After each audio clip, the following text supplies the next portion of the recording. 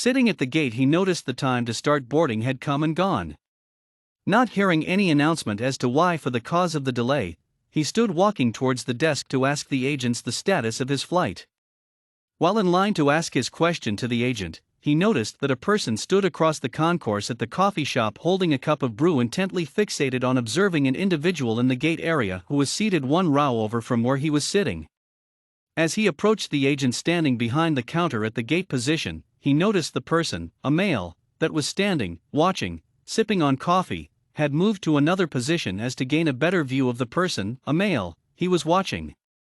Asking the female agent for an update on the flight, she began by saying that the aircraft making up this flight had arrived about 30 minutes late. Given the time necessary for the inbound passengers to disembark the aircraft, as well as providing special assistance for those passengers needing extra time, along with the fact that there was a change in the crew set to do the outbound flight, and now aircraft maintenance has been called out to check on a check engine light warning, that boarding will not commence until such time as when all pre-flight protocols have been completed and the new flight crew has given the word to board the flight. Turning, making his way back over to where he was sitting, he again noticed the same gentleman had moved from his coffee shop position to one standing next to the window at the gate. Seeing this constant change in position by this individual began to cause him some concern. Not knowing if this person knew the other, he felt it best to remain quiet, but vigilant on this man's activities. Looking at the person of interest, he observed that he apparently had noticed the actions of this same person's attention of him, which caused him some concern as well and made him uneasy. Having his smartphone in his hand, he observed that this man had sent a text message or email to the party to whom he was communicating. Suddenly, without cause or provocation, the male standing next to the window jumped over the row of chairs, landing on top of the person whom he was so intently watching.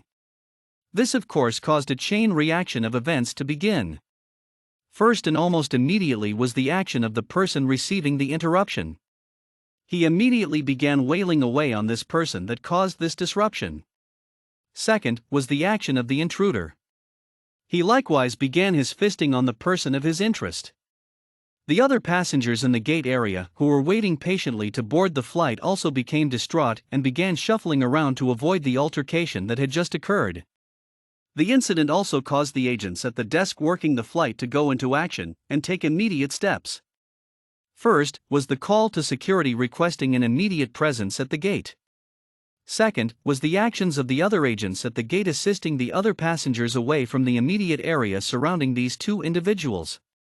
Third was the actions of the other passengers passing by in the concourse heading towards their gate of departure, stopping and watching the festivities taking place in this gate area. Then out of the blue, one of the agents at the desk called for the boarding of the flight, to which no one moved towards the door to board the flight. Rather, they just stood and watched the actions of these two men.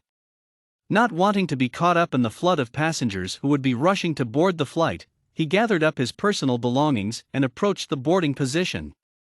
Seeing that there was no one in line in front of him, he approached the boarding agent, handing her his boarding card, who in turn placed it under the light of the gate scanner that immediately went from white to green, indicating his boarding was approved. Walking through the gate boarding door, he proceeded down the jet bridge to board the aircraft. Seeing there was no one in line waiting to board the aircraft, he knew he could gain entrance into the aircraft without any delay or hesitation. Entering the aircraft through the forward passenger door, he was greeted by two smiling flight attendants who instantaneously and in unison welcomed him aboard. Showing the one in front his boarding card, she immediately motioned him in the direction of his awaiting seat. Passing through the first-class section, he entered the main cabin of the aircraft and eventually arrived at his point of destination, 23B, an aisle seat. Pausing, looking forward then aft, he smiled. Opening the overhead compartment, he realized that there were no other bags in any of the other overhead compartments in any other position on the aircraft. Smiling again to himself, he retrieved his tablet from his duffel bag, zipped it closed, removed his sports jacket, then placed his duffel in the overhead and neatly folded his jacket, laying it on top of his bag. Taking his seat in 23B, he placed his tablet in the seat pocket of the seat in front him. Removing his earbuds from his pants pocket, he looked up, gaining the attention of one of the cabin flight attendants. Arriving at his position, she leaned down and asked him, "Yes, sir? How may I help you?" Looking up, smiling and with a nonchalant response to her inquiry, he asked, "When do you think the flight will be departing the gate?" The flight attendant stood looking at this man who had just came from the gate area where all the action was currently taking place, and with some level of sarcasm looked and answered the gentleman, "Sir, we should be departing as quickly as possible, but given the fact there is some sort of activity taking place within the gate, I feel our departure will only be as brief as it needs to be." Accepting her answer, he sat back.